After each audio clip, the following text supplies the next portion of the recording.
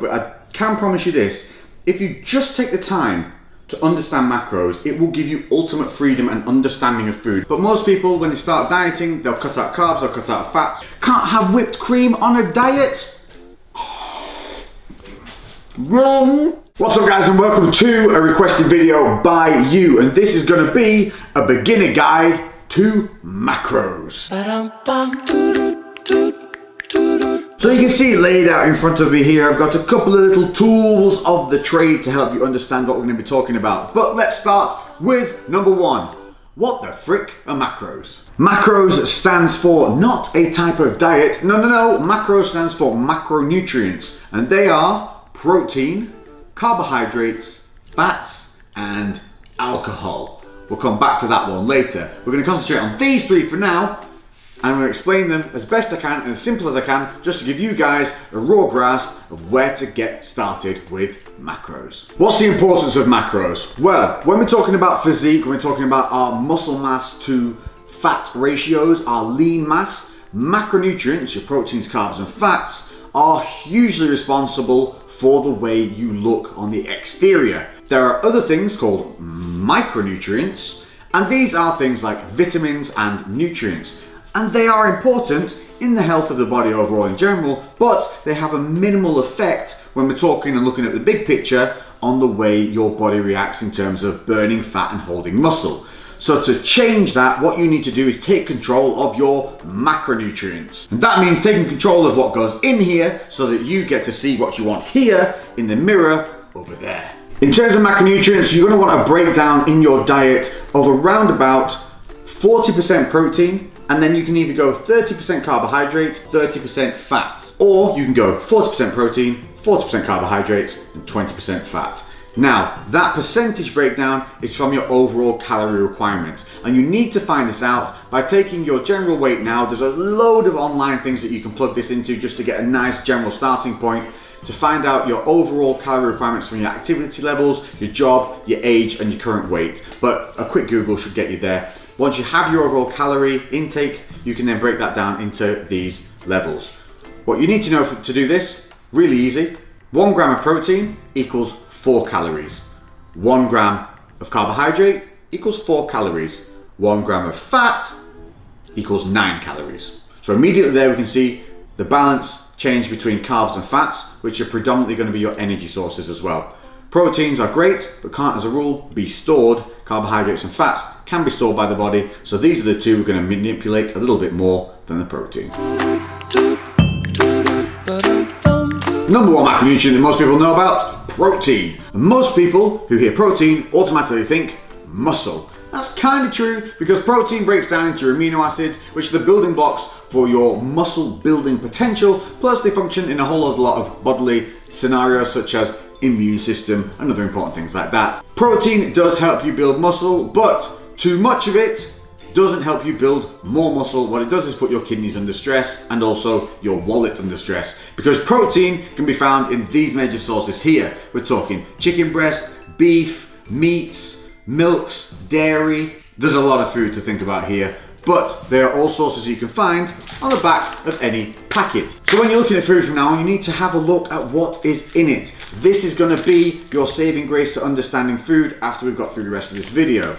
So when you're looking at meat such as chicken breast, which is the most common one we probably all eat, unless you're vegan, in which case that's a whole other story. Protein levels on this, we're going to see per 100 grams, and that's what you need to look at on most food. It's going to be a protein level of 22 grams. Now you're saying, hang on a minute, I've seen protein at 31 grams for chicken breast. And you'd be correct, because this is an uncooked weight. The 31 grams or 30 grams of protein per 100 is cooked weight of chicken. Now that doesn't mean that we get more protein as we cook chicken. What it means is water leaves the chicken breast, and then the overall weight, percentage-wise of protein in that weight that's left minus the water, is 33 grams per 100. But add that water back in, increase that weight overall, it brings it down to 22. Does that make sense? It's just a water loss thing. So, as a rule, all chicken breasts will have around 30 grams of protein in it. Same goes for kind of red meats, will be a little bit lower. They tend to be around about somewhere between 22 to 24 grams of protein per 100, and fish around about 20 grams of protein per 100.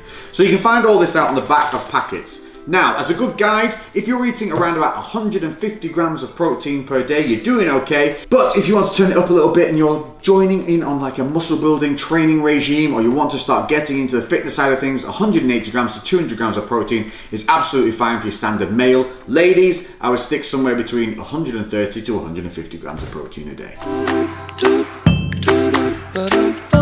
Carbs, the evil thing that's making the world fat. Wrong. Carbs are not your enemy. Uncontrolled levels of carbohydrates can be your enemy. It's basically, if you're putting on weight or struggling to lose weight, it's because you are taking in more than you are putting out, and it's that simple. One of the first sources that people tend to cut back on is carbohydrates, but they cut back without even knowing what they're eating in the first place. So before you start doing anything, you need to make sure that you are going to be logging your food and checking just what you're taking in a certain day. Now, it's not me being mean that's saying you have to start logging and tracking your food in some manner. That is just nature. It's the way biology works, and if you want to be successful, you gotta bloody well do it. There has to be some effort put in for you to see results, and one of those efforts is going to be monitoring your food. Now, you can do this in two ways. You can use a fitness app called MyFitnessPal. This one will help you to log your food. It has barcode scanning on it. It's super easy. It remembers everything that you eat as well, so you can relog things really easily. You're also going to need a little helping hand from a set of scales. Sounds horrible. It's not. All you're going to do is weigh overall food for the day. So if you are taking food with you to work, what you can do is weigh the whole lot that you're going to take that day and then just log it. As long as you eat what you've logged in the morning by the end of the day, that's absolutely fine. But it's going to give you at least an idea of where you're at. To give you a little quick demonstration, I'm going to bring you in a little closer. Here we have some sweet potato.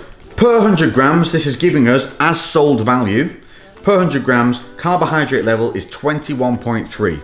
Now, as to me, sweet potato is a good, sweet potato is a good source of micronutrients as well, because it's colourful. Anything colourful on your plate is going to be full of more nutrients than something that's beige or white. This, though, for me is a carbohydrate source. We know that because the fat level on here per 100 grams is 0.3.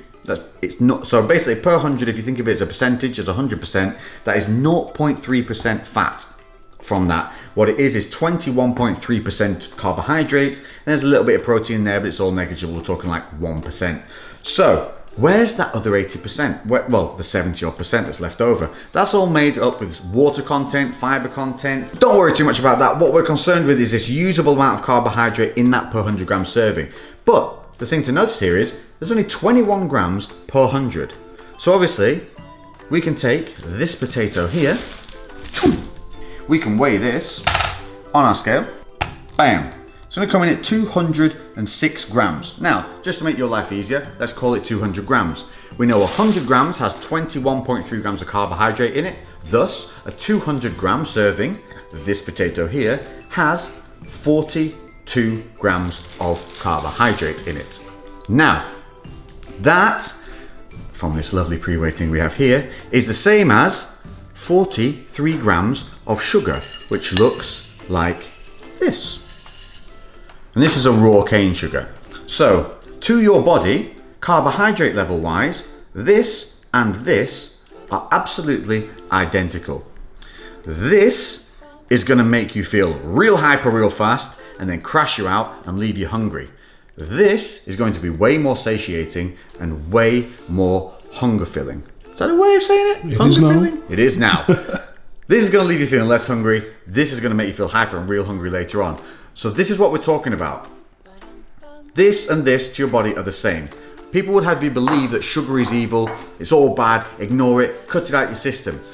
The problem is we don't have control over the sugars in our diet, and that's the issue. Not the fact that sugar exists in the world. It's not completely evil, and you can have it in moderate amounts as long as you're monitoring your food. Now, if you're not monitoring your food, that's when you have to start cutting out sugars and things like that, because they're such high impact. Because you can get, as you can see from this, it's a way smaller volume that has the same impact. So it's way easier to go overboard on this simple sugar here, because basically 43 grams of that is 43 grams of carbs, whereas 200 grams of this potato is only 43 grams of carbs. Does that make sense? Hopefully that visual gives you a little idea. So what you want to do is monitor your food and volumize as necessary. So if you're feeling hungry, you want to look for foods that have a low impact. So that means per 100 grams, you get a low number per serving, which means you can have more to hit your targets.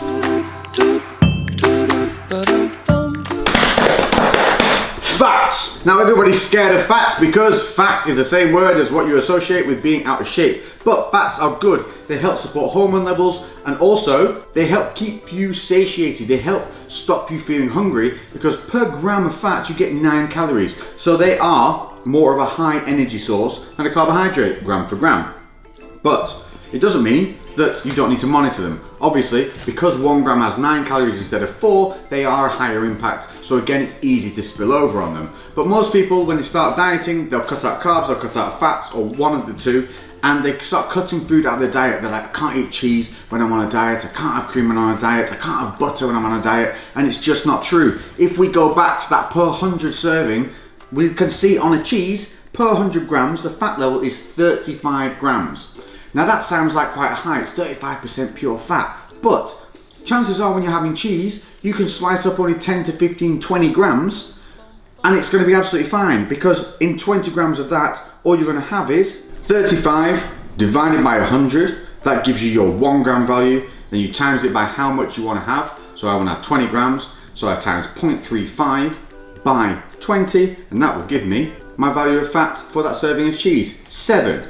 Now, as a standard, most men and women-wise should have around about 35, 40, 45, depending on how tall they are and their body weight. Men tend to have more around about kind of that 50 to 65 range if they're on the lower fat diets or lower fat kind of intake. Whereas you can have a higher fat approach to your dieting, which is where you'd have that 40, 30, 30 split, in which case you would have a higher fat allowance. So again, it's all about the allowances that you're going to have and how you want to direct them.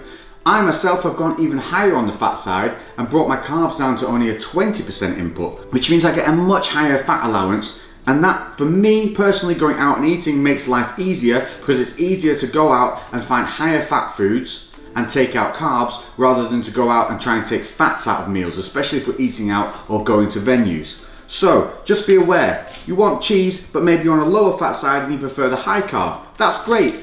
Woo! Cheetah-like skills. There are versions of cheese that you can still have, like these Eat Lean ones. This per 100 grams is only 14.3 grams of fat compared to the 35 of a normal cheddar. This has also got a boosted protein level of being 33 grams of protein per 100 compared to a normal cheese, which is only 25, which is still pretty darn good.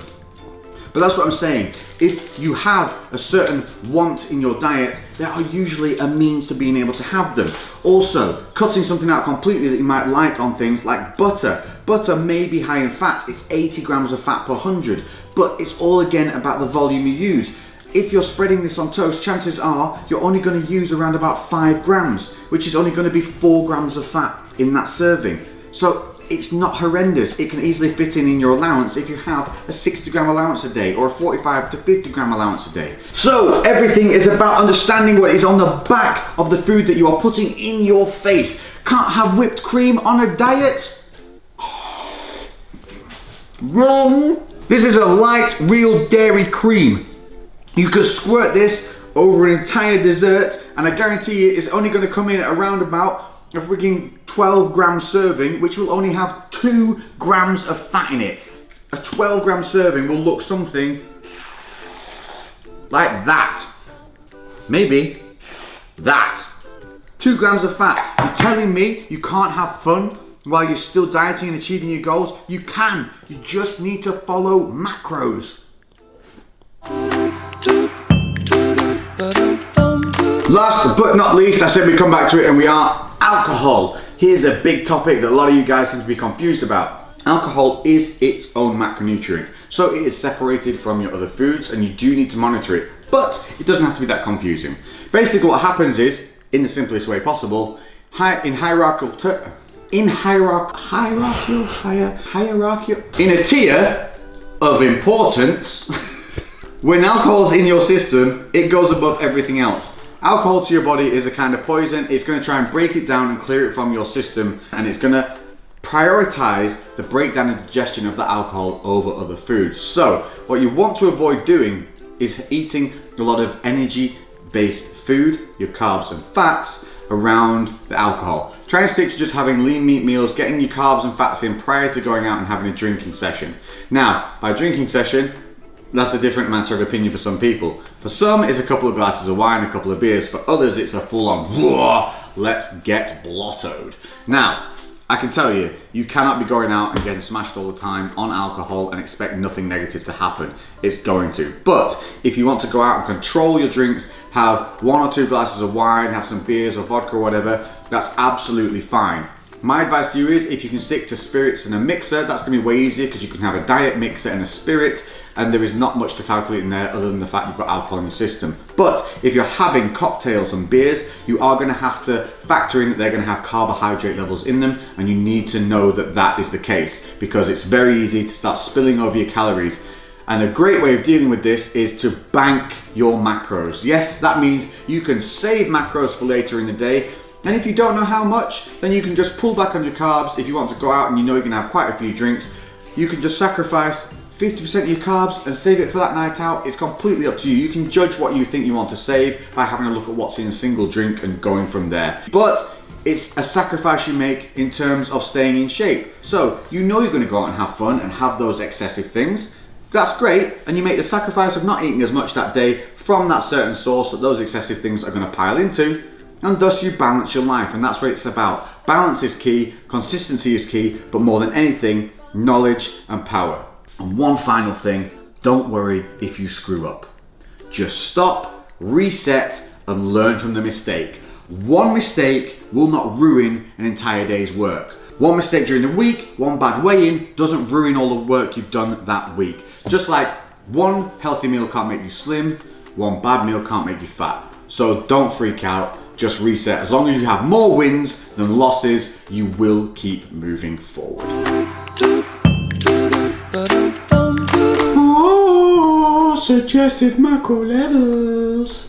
Now, I ain't claiming to be some kind of clairvoyant here, but I'm gonna give you general numbers to be able to start out with. So if you don't want to have to go through your day working out what you're already eating and how far off you are, follow these numbers, they'll give you somewhere to go. But then what you need to do is you need to follow yourself on the scales and in the mirror. What you don't want to be doing is losing more than, say, 1 to 2 pounds a week of weight, excluding the first 2 weeks that you do this, because you'll have a water rebalance in that couple of first weeks. So you can actually end up losing maybe 3 to 4 pounds a week in the first couple of weeks, and that's okay.